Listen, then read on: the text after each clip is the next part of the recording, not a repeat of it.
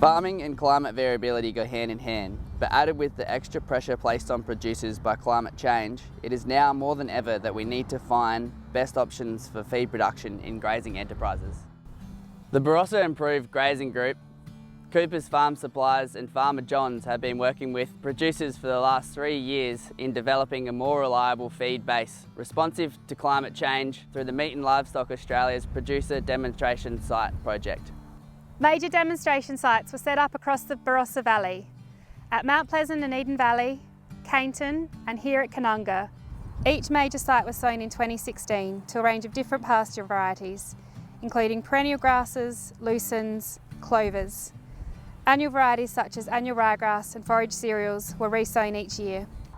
In the last sort of 3 years we've had 3 very different years worth of rainfall. First year was very wet, probably the wettest in living memory. The second year was about average, and this last year is the driest year since 1918, I think. Not all annuals and perennials will suit everyone in the one situation, but what we've tried to do here is put them all in the one pot for producers to see how they grow in different growing conditions and how they grow as growing partners. Pasture walks were held across the different sites, with producers taking this information home to trial it and use it on their own properties. In years 2 and 3, we worked with 12 different producers on paddock scale demonstrations to see how the different pasture varieties fit into their own enterprise and filled their seasonal feed gaps.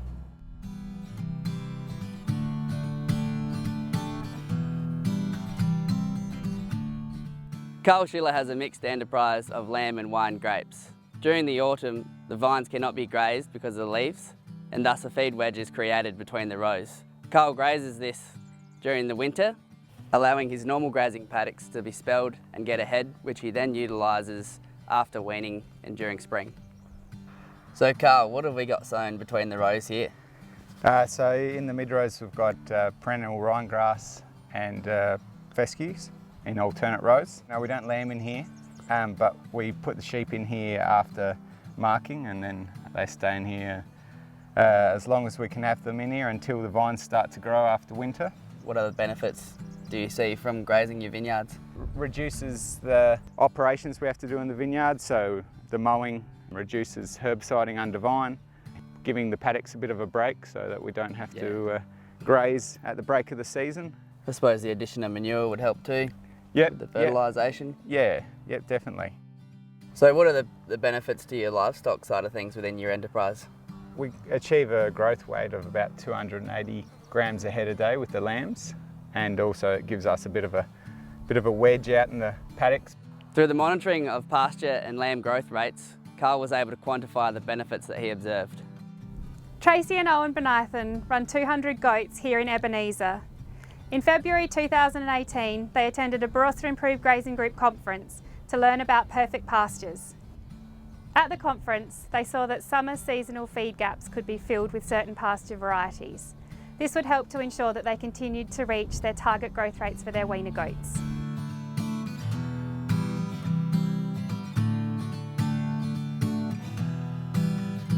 So Tracy, what sort of summer feed gap did you try to fill with this paddock that we've got here?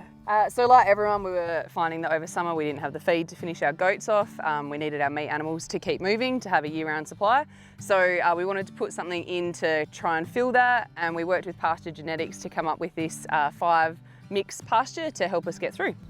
So what pasture varieties did you plant in here?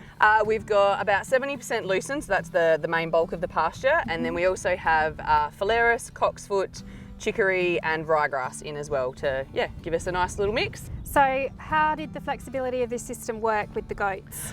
So we split the patch into 2 separate areas, and then one of those halves we then cut in half again, and with electric wires we grazed the goats on one side of it first, jumped them across when the feed had got down to where we wanted it, and then the second half we made the call to cut for hay. So then we at least had a bit of fodder sitting there, and that provided another feed source later on while we were letting it go to seed, things like that, so that we had that constant supply. With the dry conditions of 2018, the flexibility of this system has allowed Tracy to have some spring grazing opportunities, but also to make hay to fill the seasonal feed gap over summer. Craig Hargie is a perfect example of what this project aims to demonstrate.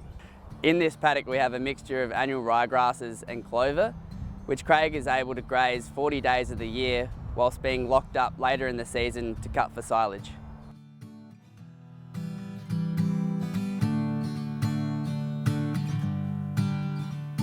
So Craig, how did you maximise your pasture?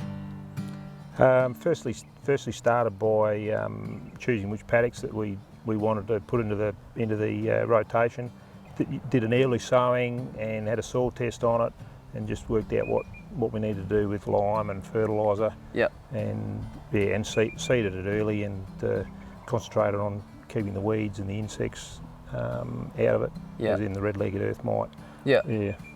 So you had some quite impressive outcomes with the sowing in fig tree there, the number of grazing days and also the number of silage bales that you were able to get off of it. Yeah, the main reason I suppose was just to maximise the production off of the hectares that we've got, and just had a feeling right from the start that this year was going to be a bit of a tough year. Were you still able to get some like 40 days of grazing and then 160 bales of silage out the other end, which is pretty impressive? Yeah, so. I think one of the good things was the timing for the rain.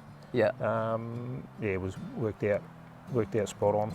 So we took a feed test of the silage rolls that came off a fig tree, and the NDF returned around 40%. Yeah, that's correct. Yep. And then the dry matter was at about 47%. 47%. Yeah, that's right. Is that some quality silage in your eyes? Yeah, that is. Yeah, no, that was excellent. Yeah. And I actually fed a bale today to the cows. Just wanted to have a look at it, and just as soon as you can smell it. Yeah. It was spot on. The soils and the climate across the Barossa and Mount Lofty ranges are by no means uniform. It's been really helpful to be able to see what these different pastures can achieve in a very varying few seasons of growing conditions. The results of this project, including the major demonstration site report and the individual case studies from local producers, are available on the big website. We need to thank Meat and Livestock Australia, Cooper's Mount Pleasant Farm Supplies, Farmer John's, Pasture Genetics and Heritage Seeds for their support with this project. We also need to thank all of the wonderful producers who have shared their case studies and stories with us. These case studies were done to show how producers can maximise their pasture production and fill individual feed gaps. If you're interested in doing this on your property, please consult your local agronomist or seed distributor.